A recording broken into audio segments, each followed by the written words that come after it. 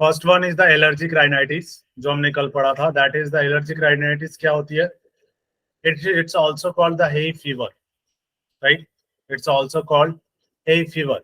ये जब होता है जब किसी ऐसी जगह पे आप सांस लेते हैं जहां जिस चीज से आपको एलर्जी होती है, अगर वो चीजें आसपास हो और वहां पे आप ब्रीदिंग करते हैं, in that conditions that is allergic rhinitis की जो डिजीज है वो होती है, राइट?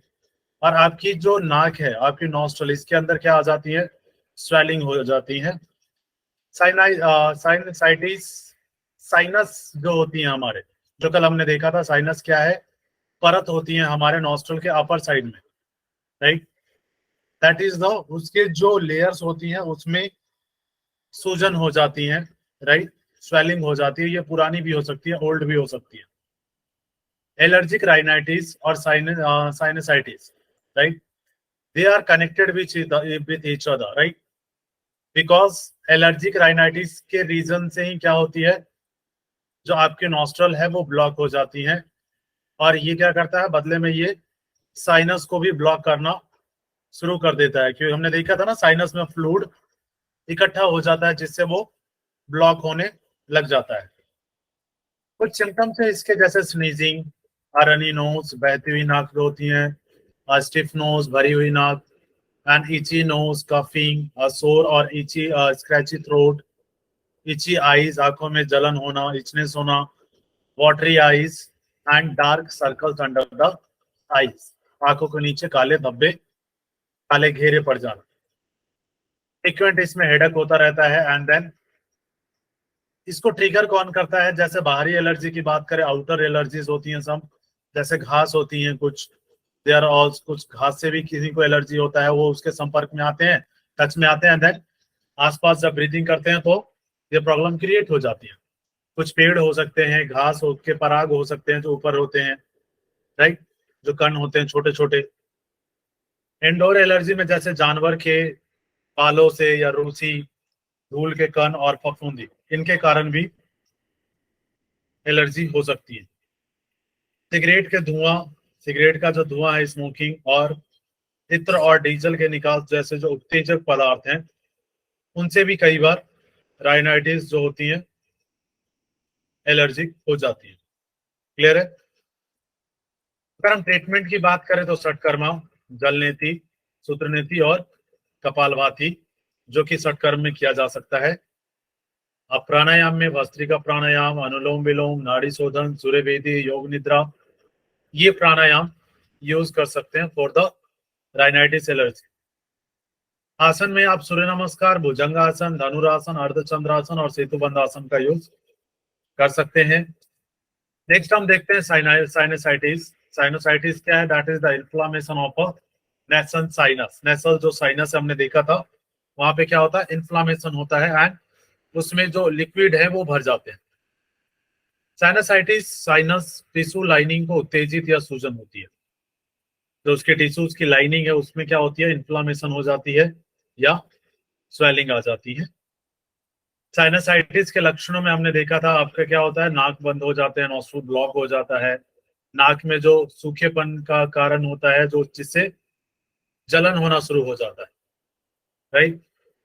साइनस का दबाव, उसमें हैवीनेस फील होता है, और हेडेक और फीवर हो सकता है। ठीक है? यह देखा जाता है कि आमतौर पर साइनाइटिस के कितने टाइप्स हैं? There is a two type. एक तो वायरल से हो सकता है, और सेकंड बैक्टीरियल हो सकता है, राइट?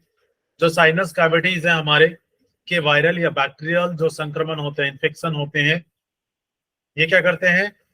इचनेस, जलन और स्वेलिंग क्रिएट करते हैं, जिससे क्या होता है? आपके जो म्यूकस है वो बाहर नहीं निकल पाते हैं, उसमें प्रॉब्लम क्रिएट होती है बाहर निकलने में। क्रॉनिक ब्रोंकाइटिस क्या है? दैट इज द उत्तेजन, जो सूजन है किसकी?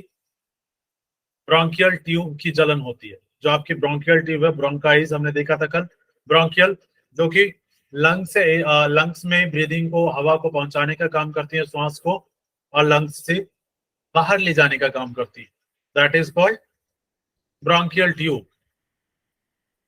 नलिकाएं क्या करती हैं? They are work like a वायु, जो भी है आपके एयरवेज जो है जो आपके एयरवेज जो होते हैं, जो आपके लंग्स में जा रही हैं, राइट, और जो लंग्स से बाहर जा रही है, इसमें वर्क करता है, राइट, हेल्प करता है।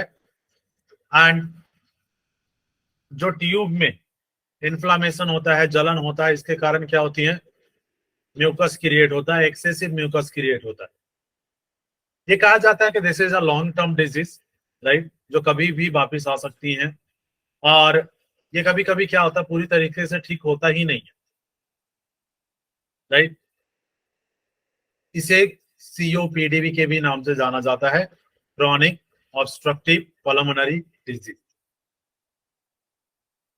इसके सिम्टम्स क्या होते हैं, क्रॉनिक ब्रोंकाइटिस के आपके जो वायु मार्ग है, जो एयरवेज हैं, तो म्यूकस वहां पे लेयर बन जाती है एक म्यूकस की, राइट, जो कि क्या करता है, आमतौर पर फेफड़ों से बाहर कफ, फेफड़ों से बाहर करने वाले हो जाते हैं, जो वॉल लगे होते हैं ना हर एक उसमें, जो ब्रोंकाइल्स होते हैं, आपके ब्रोंकाइज होते हैं, उसमें वॉल लगे होते हैं, वो क्या होते हैं, डैमेज हो जाते हैं, जिससे क्या होती है, आपको खांसी आती है। जैसे जैसे डिजीज बढ़ता जाता है, वैसे वैसे आपके लिए ब्रीदिंग करना इम्पॉसिबल होता चला जाता है।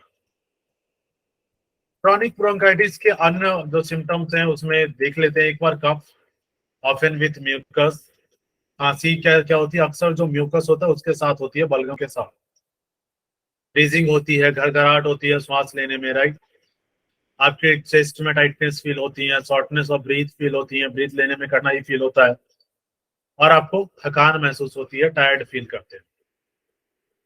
रीजन क्या हो सकते हैं, मोस्टली ये कहा जा रहा है कि इसका रीजन जो है that is the smoking, basically cigarette, right, जो कि ब्रोंकाइटिस का, क्रॉनिक ब्रोंकाइटिस का एक मात्र रीजन होता है, राइट।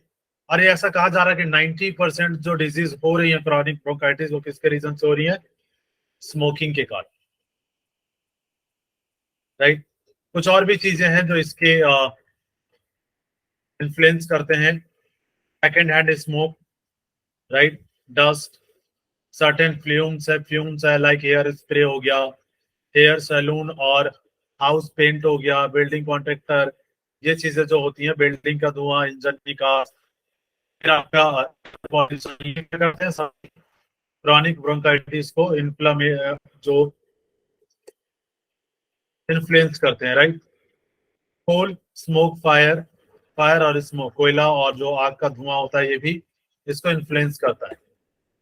अगर ट्रीटमेंट की बात करें तो षटकर्म, जलनेति, कुंजल, वस्त्र धोती, प्राणायाम में क्या कर सकते हैं, उज्जयी, कपालभाति, उद्गीत, वस्त्रिका और नाड़ी शोधन, अजपा जप की प्रैक्टिस कर सकते हैं। मुद्रा बंध में क्या कर सकते हैं आप, योग निद्रा, प्राणायाम, प्राण मुद्रा, महाबंध और जालंधर बंध, योग निद्रा का अभ्यास किया जा सकता है। आसनों की अगर हम बात करें तो वज्रासन, त्रिकोणासन, ट्रायंगल पोज, और खड़े होकर जो किए जाने वाले आसन है, जैसे आगे और पीछे झुकने वाले जो आसन है,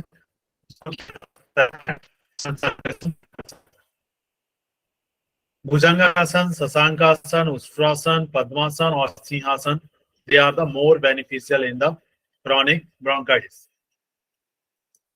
अब यहाँ पे थोड़ा सा डिफरेंस देख लेते हैं कि क्रॉनिक ब्रोंकाइटिस और अस्थमा के बीच में डिफरेंस क्या है, क्योंकि दोनों लंग से रिलेटेड प्रॉब्लम्स हैं, तो लेकिन फिर भी थोड़ा सा डिफरेंस है इसमें, दोनों अलग अलग है। ब्रोंकाइटिस क्या होती है, ब्रोंकियल ट्यूब की सूजन है ना, जिसे ब्रोंकाई के रूप में भी जाना जाता है, जो नाक, मुंह और फेफड़ों के बीच वायु मार्ग के रूप में कार्य करता है, दैट इज द स्वेलिंग। जबकि अस्थमा क्या है, this is the old disease, जो अधिक समय तक फेफड़ों में बनी रहती है, लंग्स में हो, कंटिन्यूअस बनी रह सकती है, जिसके परिणाम स्वरूप क्या होता है, आपकी जो ब्रोंकियल ट्यूब्स हैं उसमें स्वेलिंग आ जाती है, और ये मसल्स डायरेक्टली कांटेक्ट होने लगती हैं, कंटिन्यूअस कांटेक्ट होती है, जिससे एयर इन एंड आउटसाइड जो जाते हैं उसमें प्रॉब्लम क्रिएट होना शुरू हो जाती है। डॉक्टर्स जितने भी आज तक सिम्टम्स देखने को आए हैं, उसमें ऐसा कहा गया है कि ये आनुवांशिक भी हो सकता है, जेनेटिक ही होता है, जिसको जो कुछ रीजंस हैं नेचर में, वो इन्फ्लुएंस कर देते हैं। क्लियर है। जैसे धुआं, पॉल्यूशन, है ना, ये चीजें शामिल हो सकती हैं। ब्रोंकाइटिस का ये कहा जाता है कि ये 2 साल या उससे अधिक समय तक भी रह सकता है, या कुछ वीक में भी ठीक हो सकता है। लेकिन अस्थमा क्या है? That is the long term disease, पूरे जीवन भर चलने वाली बीमारी, राइट।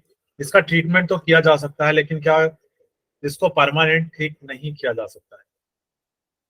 क्लियर है? कुछ सिम्टम्स हैं इसके, जैसे शॉर्टनेस ऑफ ब्रीथिंग, सांस लेने में तकलीफ, चेस्ट में टाइटनेस, जकड़न महसूस होती है, कफ विद म्यूकस, बलगम के साथ आपको खांसी होती है। और इन बीमारियों का मुख्य कारण क्या है? जैसे स्मोकिंग है, राइट, इन्फेक्शन है, एलर्जी है, या तो जेनेटिक भी हो सकता है, राइट। और अगर हम यौगिक उपचार की बात करें तो षटकर्म में जल नेति, कुंजल, लघु संख प्रक्षालन, वस्त्र धोती और कपालभाति, जो कि आपके एयर पैसेज को क्लीन करते हैं। आसन में कौन से कर सकते हैं? सिंहासन, भुजंगासन, शशांकासन, उष्ट्रासन, पद्मासन, सूर्य Namaskar, Marjari asana, and then cow face pose, cow Gomukh asana. Pranayama, इसमें नॉर्मल ब्रीदिंग रखनी है आपको, लेकिन there is a concentration on your breath. Bhastrika pranayama, मुद्रा में क्या, मुद्रा बंद में क्या कह सकते हैं आप? जालंधर बंद। रिलैक्सेशन, ध्यान, योग निद्रा का अभ्यास कर सकते हैं, रिलैक्सेशन। हाई ब्लड प्रेशर देखा था हमने, इसको हाइपरटेंशन भी कहते हैं, एबनॉर्मली हाई ब्लड प्रेशर, जो आपकी उच्च रक्तचाप एक ऐसी कंडीशन है जिसमें आपकी रक्त वाहिकाएं, जो ब्लड वेसल्स है, लगातार उच्च रहती है, उसमें जो ब्लड का प्रेशर है दैट इज हाई, राइट। अगर हम नॉर्मल पर्सन की बात करें, अगर से यंगस्टर्स, तो उसका क्या होगा? 122 सिस्टोलिक है, और 80 मिलीमीटर क्या है? डायस्टोलिक। सिस्टोलिक क्या है? जब हार्ट पंप कर रहा होता है, डायस्टोलिक जब रेस्ट मोड में होता है, राइट। जब सिस्टोलिक ब्लड प्रेशर 140 और डायस्टोलिक कितना चला जाए? 90 के ऊपर, राइट, तो हाई ब्लड प्रेशर माना जाता है। अगर हाई ब्लड प्रेशर के पेशेंट को देखें तो बहुत कम सिम्टम्स उनमें देखने को मिलते हैं। यही रीजन है कि इसे साइलेंट किलर कहा जाता है, क्योंकि जब तक पता चलता है तब तक बहुत ज्यादा हो चुका होता है, राइट। कभी कभी हाई ब्लड प्रेशर के कारण आपके हेडेक हो सकता है, ब्रीदिंग में आपको थोड़ा सा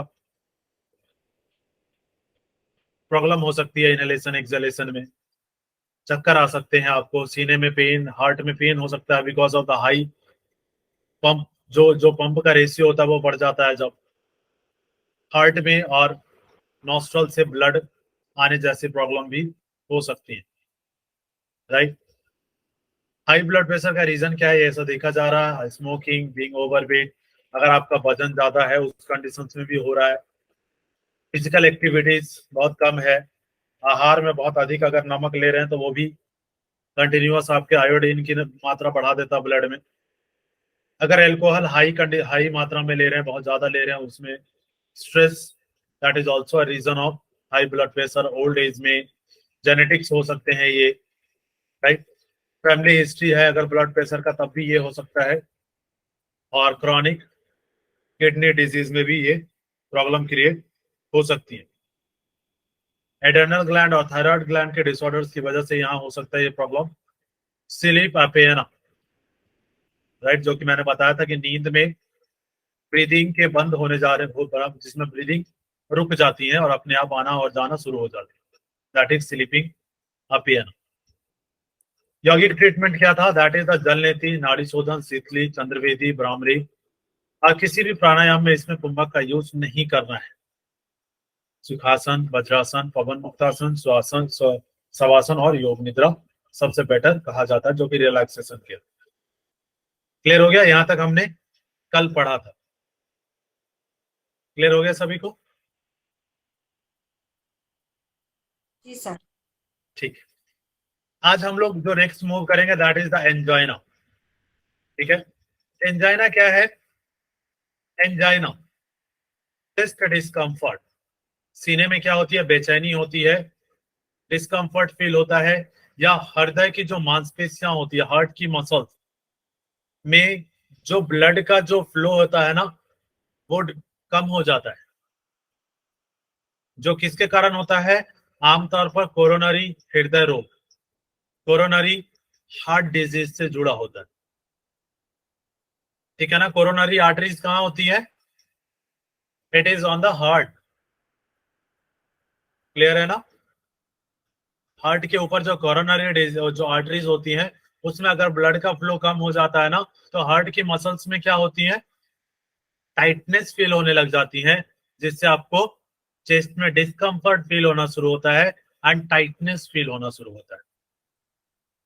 क्लियर है। एंजाइना, इसे एंजाइना पेक्टोरिस के रूप में भी जाना जाता है। ठीक है। एंजाइना को क्या कहा जाता है, एंजाइना पेक्टोरिस। राइट।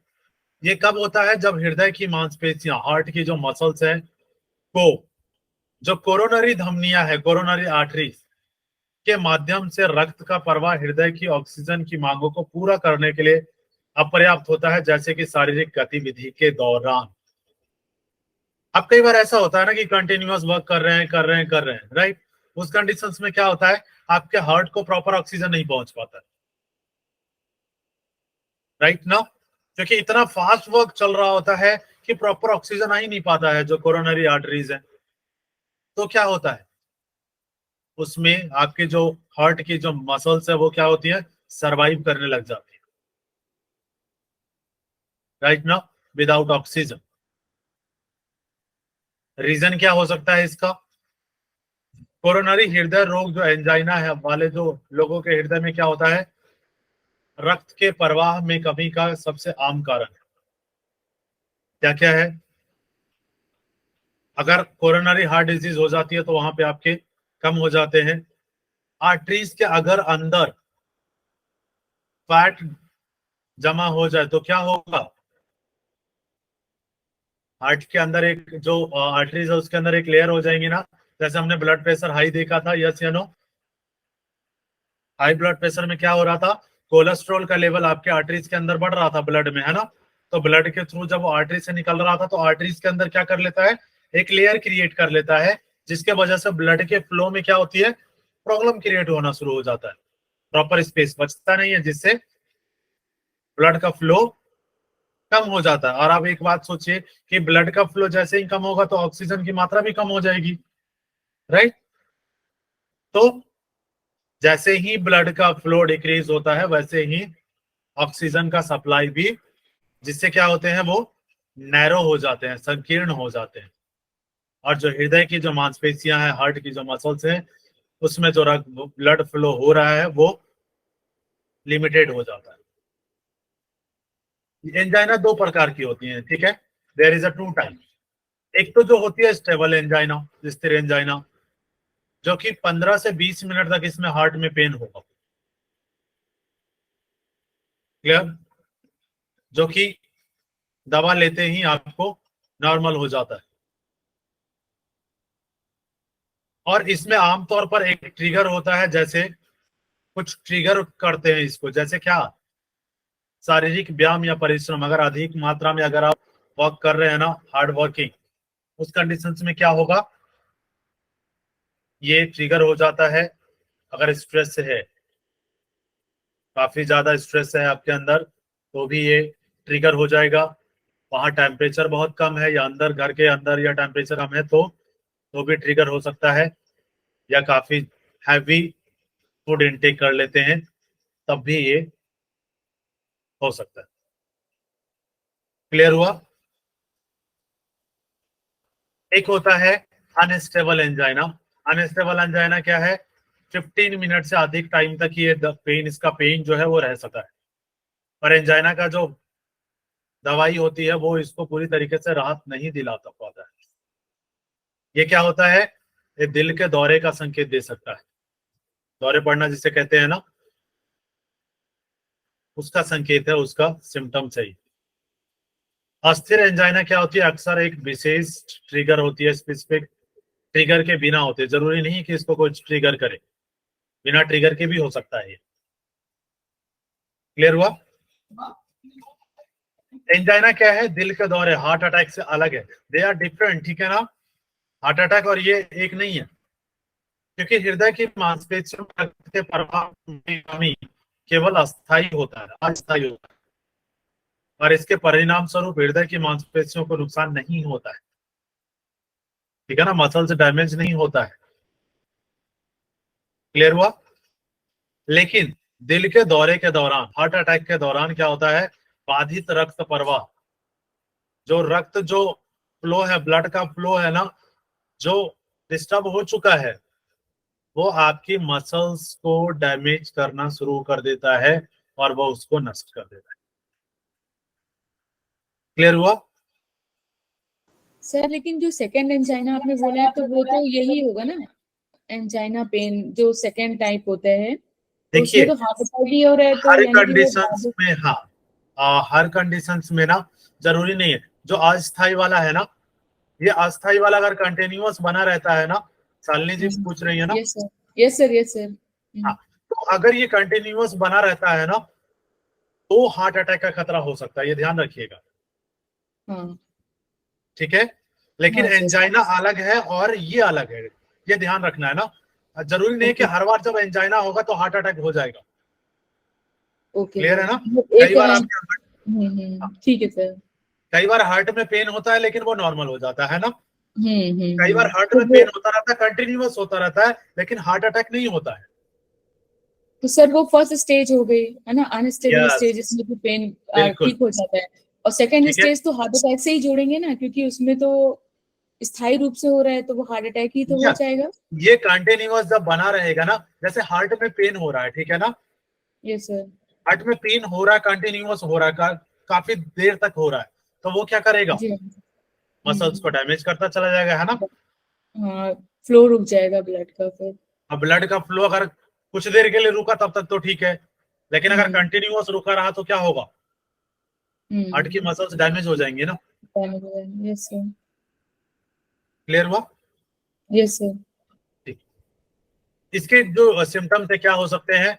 जैसे देखिए, चेस्ट पेन और डिस्कम्फर्ट, है ना, often described as a squeezing pressure, fullness, tightness or a heavy weight in the center of the chest. सीने में क्या होगा? दर्द या बेचैनी फील होगी, जिसे अक्सर दबाव, परिपूर्णता, जकड़न या सीने के सेंटर में, हार्ट के सेंटर में भारी वजन के रूप में फील किया जाता है। हैवीनेस फील होगा। Pain and discomfort in the arms, आपके आर्म्स में हैवीनेस फील होंगी, नेक, आपका जॉ, शोल्डर और बैक, ये हैवी हो जाएंगे। Pain similar to the indigestion और हार्टबर्न, जो इंडाइजेशन में पेन होता है उस तरीके से पेन होगा, और हार्ट में जलन फील होगी।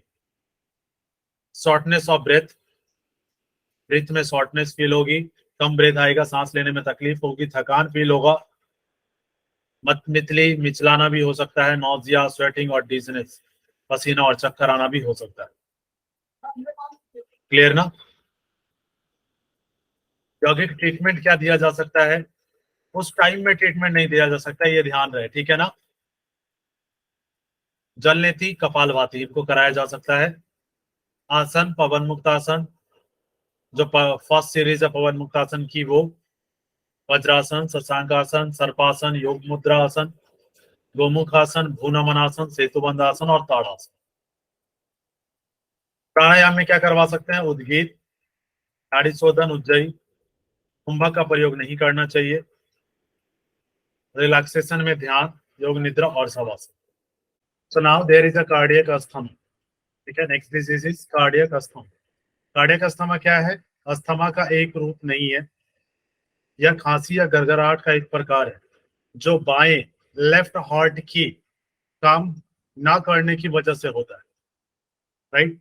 यह आपके लक्षणों को गंभीरता पर निर्भर करता है कि कितना सीवियर है, और यह घरघराहट एक आपातकालीन चिकित्सा हो सकती है, राइट। इसमें आपको तुरंत से ट्रीटमेंट की जरूरत होती है। क्लियर है? हार्ट फेलियर, हार्ट फेलियर क्या है? दैट इज आपके फेफड़ों, जो पल्मोनरी एडिमा है, में और आपके वायु मार्ग के आसपास क्या होता है, देयर इज अ लिक्विड का जो फॉर्मेशन है वो कर सकता है। इसके पश्चात क्या होता है, संकेत और लक्षण का कारण बनता है। जैसे कुछ चीजें आपको देखने को मिलेंगी, सांस की तकलीफ, आपको ब्रीदिंग लेने में प्रॉब्लम होगी, खांसी होगी और घरघराहट की आवाज आपको सुनाई देगी। यौगिक उपचार हमने पहले ही देख लिया, जो इसमें देखा हमने क्रॉनिक ब्रोंकाइटिस में। क्लियर है, अस्थमा में। नेक्स्ट है diabetes. What is the diabetes? उच्च रक्त शर्करा, hyperglycaemia, right. High blood sugar, इसको हाइपर ग्लाइसीमिया भी कहते हैं, that is the diabetes. Diabetes एक ऐसी स्थिति है, मधुमेह एक ऐसी स्थिति है, दैट इज द स्टेज जहां लोग अपने शरीर की जरूरतों को पूरा करने के लिए पर्याप्त इंसुलिन का उत्पादन नहीं कर पाते। जो इंसुलिन का जो सिक्रेशन होता है, अगर प्रॉपर मात्रा में नहीं होता है तो उस कंडीशंस में क्या होता है, दैट इज द डायबिटीज। या उनकी कोशिकाएं इंसुलिन के लिए ठीक से प्रतिक्रिया नहीं दे पाती, राइट। अगर उनकी सेल्स जो हैं वो इंसुलिन के लिए अगर रिएक्ट नहीं कर पाती हैं प्रॉपर, इन दैट कंडीशंस जो डिजीज होती है, दैट इज कॉल्ड डायबिटिक।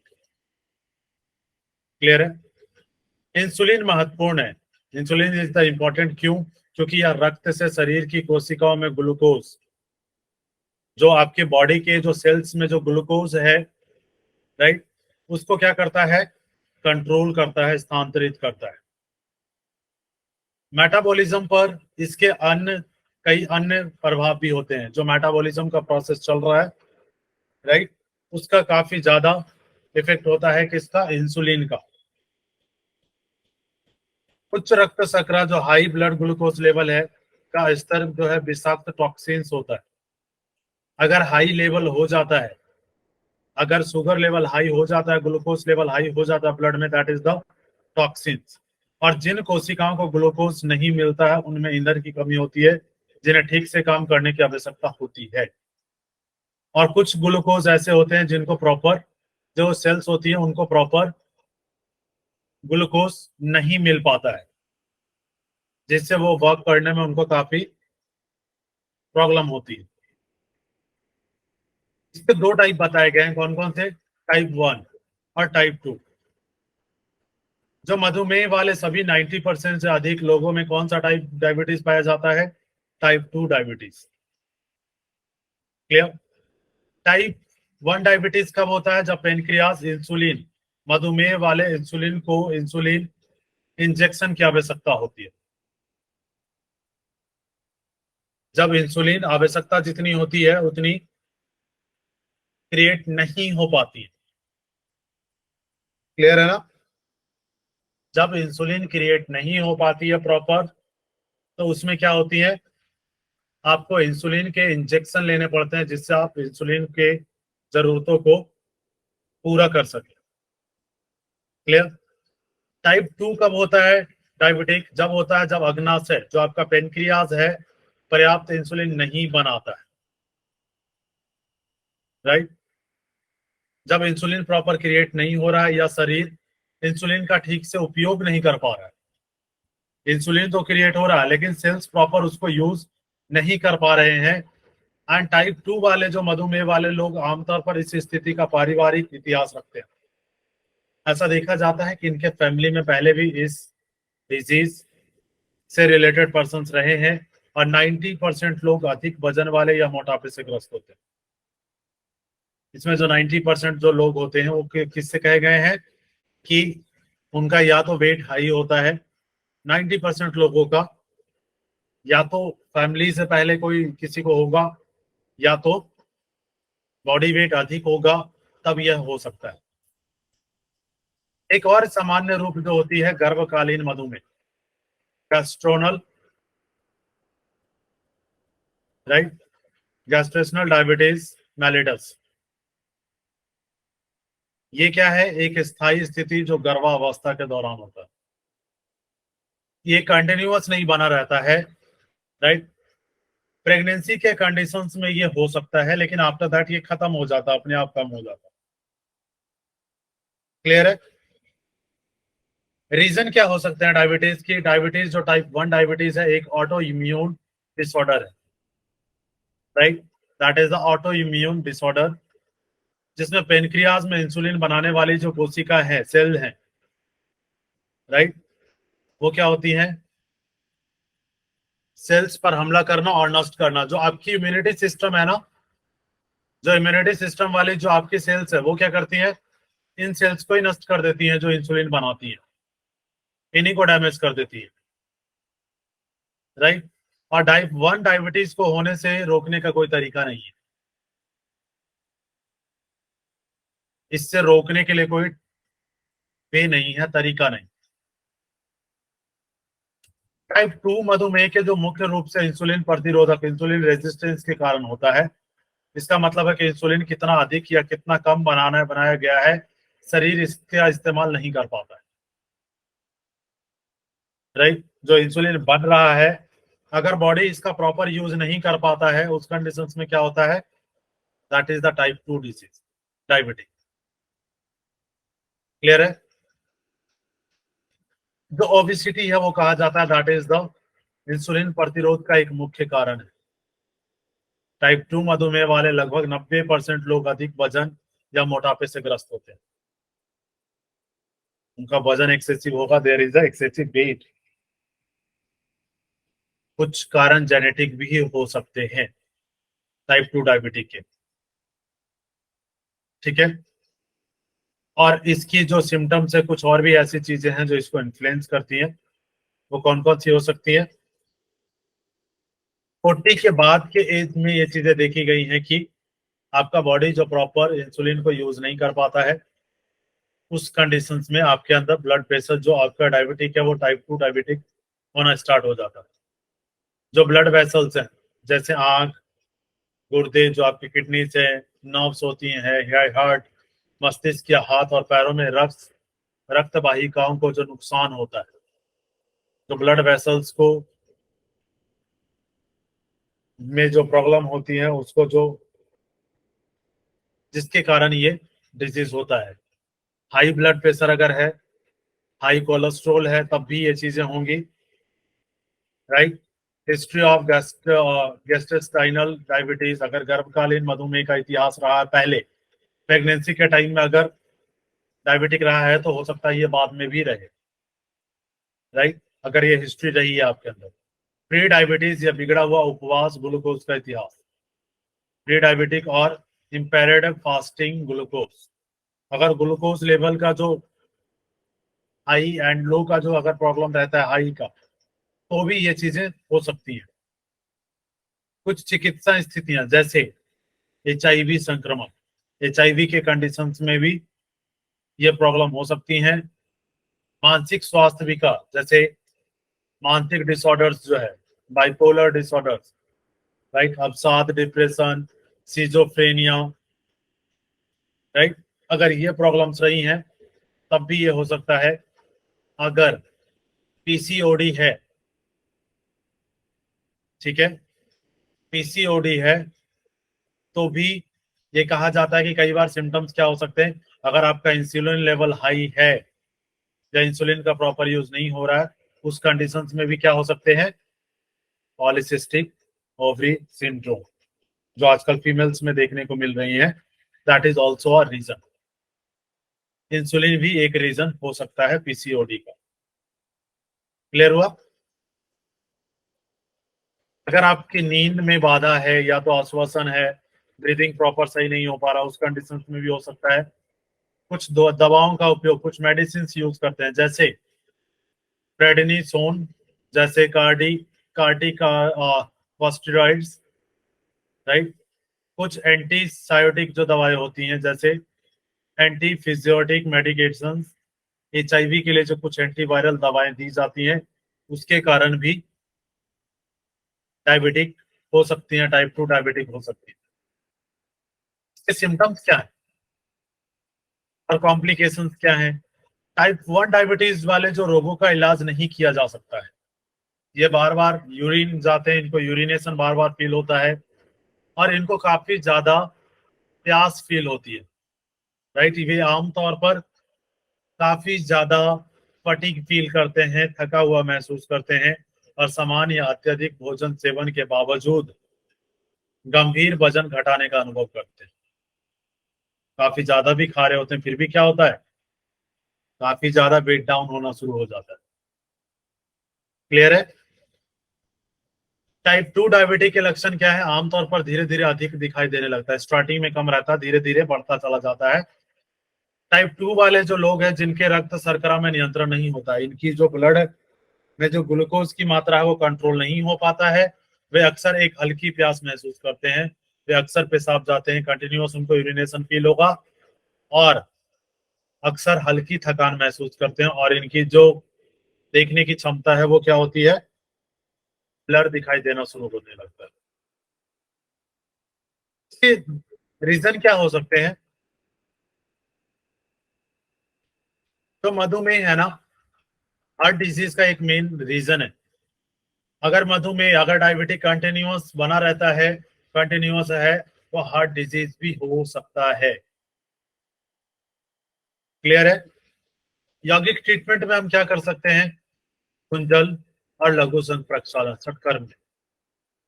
आसन में आप ट्विस्टिंग वाले आसनास करवा सकते हैं, मस्तेंद्र आसन, मयूर, भुजंग, धनुरासन, हलासन, मत्स्य आसन, पश्चिमोत्तान, कपालभाति और नौली। प्राणायाम में उद्यान बंद, मूल बंद, तड़ागी मुद्रा, अश्विनी मुद्रा, ये बंधास में कर सकते हैं। प्राणायाम में आप नाड़ी शोधन, भस्त्रिका, सूर्य वेदन, अनुलोम विलोम और रिलैक्सेशन, ध्यान और योग निद्रा, सोहम जप करवाया जा सकता है। सर टाइप 2 डायबिटीज में इंसुलिन के इंजेक्शन नहीं दिए जाते हैं? हाँ, इंसुलिन का क्योंकि रेजिस्टेंस हो जाता है ना, इंसुलिन का वहां पे कम मात्रा में होता है इसीलिए। मतलब सिर्फ ठीक है? टाइप 1 में ही इंजेक्शन होता है और टाइप 2 में इंजेक्शन नहीं, सिर्फ मेडिकेशन होता है, मेडिसिन दिए जाते हैं। हाँ, ये ठीक है। जब सेल रिसेप्टर्स उसको एक्सेप्ट नहीं कर पाते हैं ना, जब एक्टिव नहीं होते हैं, इसके लिए ग्लूकोज के लिए इंसुलिन तो जनरेट हो रहा है, ठीक है, और ब्लड में ग्लूकोज का लेवल भी, लेकिन जो आपकी सेल्स है they are not activated to catch the glucose. Clear ना? बट फर्स्ट वाले स्टेज में क्या था, प्रॉपर इंसुलिन ही नहीं जनरेट हो रहा था। क्लियर हुआ? बीटा सेल्स में जो इंसुलिन रिसेप्टर्स होते हैं, जो आपके पेनक्रियाज में जो बीटा सेल्स में जो इंसुलिन रिसेप्टर सेल होते हैं, जो आपका जो इम्यूनिटी सिस्टम है, जो इम्यूनिटी सेल्स है, वो क्या करती है, वो उसी को डैमेज कर देती हैं जो सेल्स इंसुलिन को क्रिएट करेगी। क्लियर हो गया? तो वहां पे आपको इंसुलिन की जरूरत पड़ने लग जाती है, क्योंकि ब्लड में प्रॉपर इंसुलिन है नहीं, तो वहां पे ब्लड कंट्रोल ही नहीं होगा, ब्लड में शुगर लेवल कंट्रोल ही नहीं होगा।